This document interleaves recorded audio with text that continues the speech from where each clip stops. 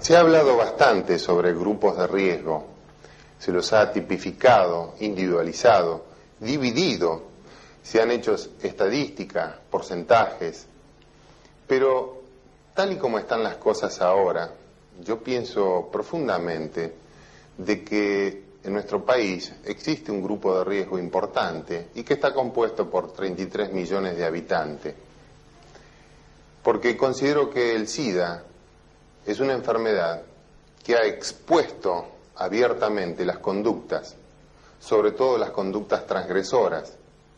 No interesa de qué tipo, llámese conductas transgresoras oscuras o claras, porque ¿quién no tiene la actitud de asistir a un niño que se ha lastimado, que está sangrando, en forma instantánea, inmediata? Y es precisamente allí en donde debemos sospechar de que si no tomamos las medidas de bioseguridad correspondientes, estamos cometiendo una conducta transgresora. Y esto es precisamente lo que debemos evitar. Para evitar esto, debemos estar permanentemente informados, de tal manera que podamos llevar el riesgo al mínimo posible. En general hemos conversado de lo poco aconsejable que es el embarazo de una mujer portadora por el alto riesgo que corre el niño de nacer con el virus del HIV. Con el doctor Levy vamos a hablar sobre la importancia de los métodos anticonceptivos y qué eficacia tienen. ¿Cómo le va, doctor? Bien, muy bien. Doctor, ¿todos los métodos anticonceptivos son eficaces para prevenir el HIV? No, en absoluto. Hay métodos eficaces para prevenir el HIV, hay métodos totalmente ineficaces para prevenir el HIV y a su vez, dentro de los métodos anticonceptivos, hay algunos más eficaces como anticonceptivos y otros que no son tan seguros. Doctor, los preservativos, ¿qué eficacia tienen? El preservativo es completamente eficaz para prevenir el HIV y muy eficaz para prevenir el embarazo dentro de ciertas pautas que sería interesante conversar. Primero una definición y luego podemos ver cuáles son los problemas alrededor del preservativo. En un estudio realizado en Estados Unidos hacia el año 1990, bastante reciente, tomaron 50 muestras de preservativos de látex distintos y en ellos hicieron estudios por ultramicroscopía, o sea, microscopía electrónica, llegando hasta 2000 veces de aumento, 2000 por el tamaño original. En ninguna de las 50 muestras de 50 marcas distintas lograron encontrar poros que permitieran el pasaje de espermatozoide, o sea, de semen con espermatozoides y eventualmente HIV. Entonces, ¿cuál es el problema? Si hay fallas, porque hay fallas del preservativo, sí, todos conocemos fallas del preservativo para el embarazo, conocemos muy pocas fallas de preservativo para la transmisión del HIV. Las fallas están asociadas fundamentalmente al mal uso. Hay mal uso del preservativo en varias circunstancias. Por ejemplo, la utilización del preservativo en momentos en el cual aún no hay una erección completa del pene, o luego de la relación sexual sacar el preservativo cuando el pene ha vuelto a su estado de flacidez habitual. En ese momento, obviamente, por los bordes, por una cuestión de continencia, por los bordes alrededor del preservativo puede salir esperma y contagiar en caso de ser HIV la persona o embarazar independientemente del estado de HIV. Bien utilizado el preservativo tiene primero un índice de ruptura no mayor al 1%. Los que todos conocemos, ¿no? Con marcas conocidas, fecha de vencimiento, sí, habitualmente lubricados y no secos, preferentemente. Y por otra parte, bien utilizados, hechos en Inglaterra, un estudio muy interesante, se mostró que la falla sería de 2 fallas en parejas que van utilizando preservativo durante años para prevenir el embarazo, 2 fallas cada 100 años de utilización, es decir, 2 embarazos no deseados cada 100 años de utilización. ¿Qué pasa en gente que usa por primera vez preservativo, el primer año de uso? Porque todos los métodos anticonceptivos se evalúan de acuerdo al año, al tiempo de uso. Se supone que uno después de un año ya sabe utilizar mejor esos métodos. Globalmente tenemos un problema, un error de un 10 a un 15% de falla. Fíjese la diferencia, de 2 fallas cada 100 años, bien utilizado, a 10 a 15% de fallas por año si uno no lo sabe utilizar. Doctor, ¿los preservativos con espermicida son eficaces? El espermicida agrega muy poco, según lo que está demostrado, tanto como espermicida como anti-HIV. Los espermicidas globalmente tienen una acción anti-HIV, pero la concentración de espermicida que encontramos en el condón es dudosamente la requerida. Quiere decir que es poco lo que le agrega a la barrera per se mecánica del condón. Muy bien, doctor, gracias. De nada.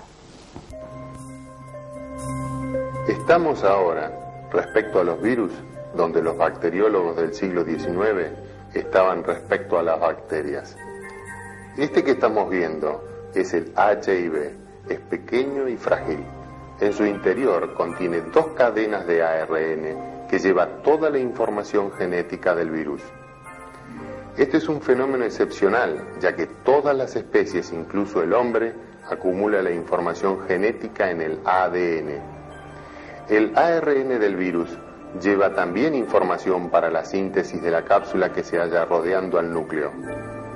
Por fuera, existe otra proteína matriz envuelta a su vez por una membrana lipídica de la que se proyectan hacia el exterior especies de espigas que le permiten fijarse sobre receptores moleculares de las membranas de ciertas células humanas. Cuando el HIV se une al receptor de ciertas células humanas, se funde con la membrana de dichas células y la matriz y el núcleo del virus penetran en la célula. Luego, la matriz proteica se separa y se libera del núcleo del virus. El ARN viral, por medio de la transcriptasa inversa, enzima que contiene el propio núcleo del virus, transforma el RNA en ADN. Se sintetizan 2 cadenas de DNA entre los núcleos del huésped por un poro y se funde con su cromatina totalmente. Esto es lo que se llama integración irreversible. Se ha hecho así la integración irreversible del ADN del HIV con el ADN de la célula huésped, a la que deja permanentemente infectada. En esta forma integrada, el virus permanece adormecido por largos periodos que pueden ser de aproximadamente varios años. Si la célula es activada, el ARN del virus se desarrolla y sale del núcleo en forma intacta. Este ARN viral intacto puede formar un nuevo material genético del virus. Otros ARN pueden estar modificados, instruyen a la célula huésped para producir las proteínas virales. Cerca de la superficie de la membrana de la célula se une el material genético del virus con las proteínas y forma la partícula vírica completa. Estas emergen como gémulas o yemas vegetales de la superficie celular, pero al atravesar se cubren con la membrana celular del huésped y con ella forman la envoltura lipídica del virus. Una vez fuera de la célula, se reordenan todos los componentes del virus y comienza otro ciclo, ya que ha completado todas las etapas de su ciclo vital y se halla libre para infectar otras células. Doctor, estuvimos hablando sobre los métodos anticonceptivos. Por ejemplo, el diafragma. ¿Es un método que sirve para prevenir el paso del virus? El diafragma como anticonceptivo es excelente, utilizado con espermicidas. Para prevenir el paso del virus es muy discutible. Uno partiría de la base que la zona, el sitio del órgano genital femenino en el cual que es más receptivo a la infección viral por el HIV es el cuello, y el diafragma todos saben que cubre muy bien el cuello del útero.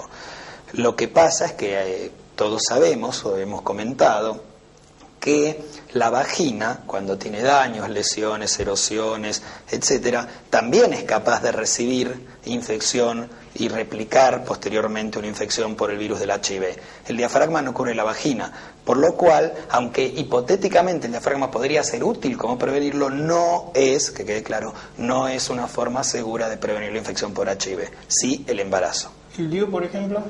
El DIU es nulo para prevenir el HIV porque incluso el DIU es un excelente anticonceptivo, un muy buen anticonceptivo, unas fallas anuales menores del 0,8 o 1%. Pero desde el punto de vista del HIV y de todo el resto de las enfermedades de transmisión sexual, no solo que no lo va a prevenir, sino que hasta puede favorecer el crecimiento. El DIU es un dispositivo colocado dentro del útero.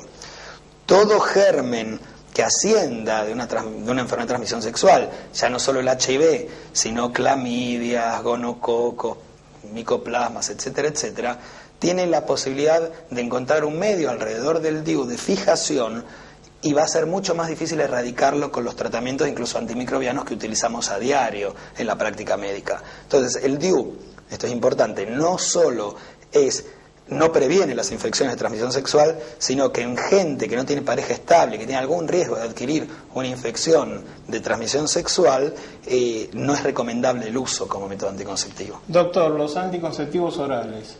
No, para la transmisión sexual incluso hay trabajos que pueden aumentarla por algunos cambios hormonales a nivel del cuello, pero desde el punto de vista del embarazo es excelente y no previene las infecciones de transmisión sexual. Muy bien, doctor, muchas gracias. De nada. El HIV es muy cambiante. Durante la replicación aparecen nuevas cepas mutantes del virus HIV que constantemente aparecen en la sangre del enfermo infectado con el virus. Cuando ello ocurre, el sistema inmune tarda en reconocerlo y también para responder. El virus mutante no solo cambia el sistema inmune, sino que lo ataca directamente. Las células blancas del huésped corresponden principalmente a los linfocitos T helper o ayudantes y macrófagos. Los linfocitos T helper son fundamentalmente para la función inmunitaria porque estimulan a otras células del sistema inmunitario, incluyendo a los linfocitos asesinos que atacan a las células infectadas y a los linfocitos B que producen anticuerpos contra el mismo virus. Los macrófagos son células grandes y migratrices que fagocitan material extraños y son vitales para la respuesta inmune.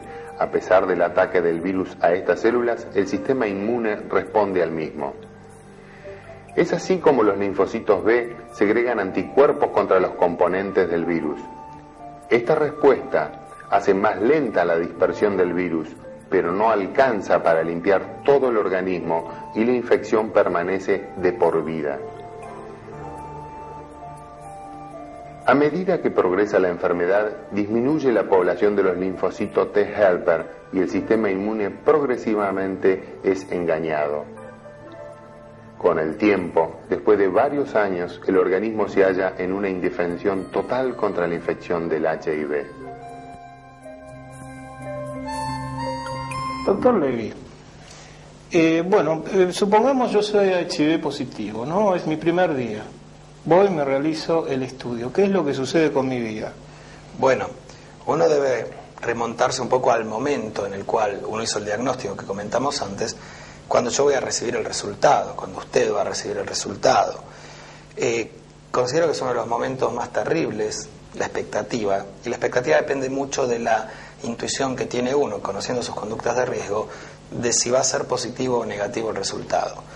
Lo que uno intenta por todos los medios de tratar de comentar o de explicar, no solo al paciente, sino en la comunidad, como es en este caso, es el hecho que, aunque parezca mentira y aunque parezca un chiste de mal gusto lo que puedo llegar a decir, el momento de enterarse, si uno fue a un consultorio a esperar un resultado, es el mejor momento de enterarse. Nosotros estuvimos hablando que hay dos formas de enterarse. Hoy, o haciendo un estudio precoz, o cuando tengo 40 grados de fiebre, me internan en el hospital y a alguien se le ocurre pedirme un HIV, me da positivo y yo ya estoy infectado por alguna de las infecciones oportunistas que mencionamos. En el momento que uno se entera en el consultorio, aunque sea algo doloroso, que nadie duda de lo doloroso, por eso no es un momento feliz, es el más feliz o la más feliz de las situaciones en las que uno puede enterarse de un resultado positivo. Porque tengo todo por delante, lo que vamos a conversar, todo por hacer. El momento igual es doloroso, por eso se forma un grupo de entrega de resultados, de trabajadores sociales, psicólogos, que lo iremos comentando, en el cual uno dice, usted es positivo, pero te enterás hoy que tenemos todo por delante, nuevas drogas, posibilidades terapéuticas, etcétera, etcétera. O sea, la actitud del enfermo al enterarse es sin duda una actitud totalmente negativa, una actitud de muerte, enfrentarse a la muerte directamente. Exacto. La intervención de este equipo es para modificar ese tipo de actitud. Tratar de modificar la actitud cuando se está generando, antes Perfecto. que la idea de la muerte segura, que no es así, en lo inmediato. Lo dijimos en algún momento. Hoy la infección por HIV no tiene cura, pero tiene tantas formas de mejorar la sobrevida, de prolongarle, de estar bien, que pensar que hoy el que le dan un resultado estando sano, porque fue al consultorio, porque se le ocurrió ir al consultorio, no porque lo llevaron enfermo, sigo remarcando esa diferencia, aunque sea un poco reiterativo, yo me enteré del resultado en este momento y tengo tantas cosas por delante, tanto tiempo por delante, que eso es lo que tratamos de conversar, de compenetrar con nuestros pacientes. Es que cuando el enfermo hace la pregunta es porque sabe gran parte de la respuesta, o sea, va a hacer la pregunta porque él ya tiene en sí gran parte de esa respuesta, por los grupos de riesgo, por su forma de vida. Sí. Hablar sobre un cambio de forma de vida o de hábito me parece es una cosa bastante omnipotente, lo que sí puede modificar las conductas para no seguir corriendo el riesgo que él va corriendo. Exacto, la modificación de conductas se refiere en gran parte a algo que comentamos, el sobrellovido mojado. No es lo mismo tener un virus hoy adquirido en formas de... Yo tengo relaciones con prostitutas, voy al sauna 2 veces por semana, 1 vez por semana. Fenómeno. Una de las salidas, de las respuestas inmediatas es, total, yo ya soy boleta. Entonces yo voy a seguir yendo al sauna, si puedo 3 veces por semana, voy a infectar, hay conductas, pues se verán, voy a infectar gente, yo solo no me voy. Pero además voy a seguir infectándome yo, total, ya estoy infectado.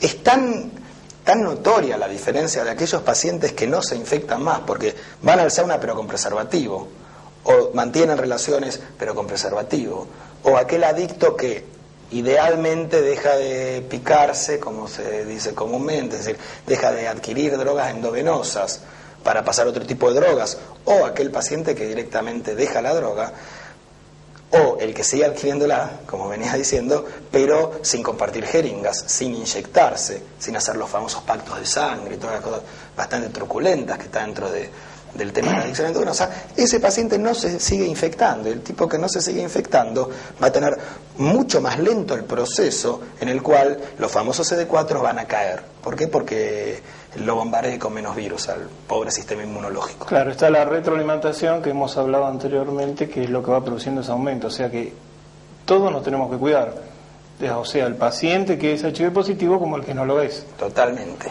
Y luego esta entrega, ¿cuáles son los controles que tendría que seguir haciendo? Los pacientes, depende un poco cómo están, se les hace un laboratorio completo para determinar en qué momento de la infección viral fue encontrado, es decir, si era recién infectado porque había tenido hacía 2 meses relaciones sexuales, como habíamos dicho, no ayer, sino antes, hacía 2 meses, con alguna persona positiva, o si es adicto desde hace 5 o 6 años y tuve la peor época hace 8 años, entonces uno asume que hace 8 años se infectó.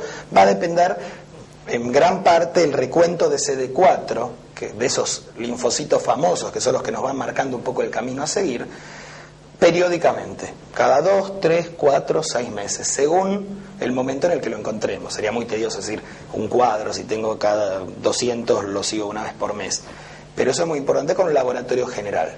¿Y el tratamiento a seguir con qué droga sería? Bueno, los tratamientos son varios. Está el tratamiento médico antirretroviral específico, dentro de las que se va a instaurar en algún momento cuando bajen los CD4, por eso hay que hacer el control de los CD4 periódicos. Las drogas más conocidas por todos es el AZT, la acidobudina, que se incluyó en el mercado hace más tiempo. Hay otras drogas un poco más nuevas como el DDI. Pero, perdón, doctor, el DDC. Hay autores, hay profesionales argentinos y de todas partes del mundo que comentan que esas drogas son veneno directamente. Claro, sí, hemos escuchado y tenemos permanentemente discusiones con los pacientes. El AZT, el DDI, el DDC o todas las que están saliendo son drogas que han sido comprobadamente, han mejorado la sobrevida y la calidad de vida de los pacientes. El paciente engorda, el paciente mejora la relación con el medio, el paciente si tenía diarreas, muchos de ellos dejan de tener diarreas, pero dejan o disminuyen muchísimo la aparición de infecciones oportunistas. Si puedo tener 100 CD4, pero no voy a tener todas las infecciones que habitualmente aparecen cuando uno tiene 100 CD4, que son muy bajos, y son muchas las infecciones.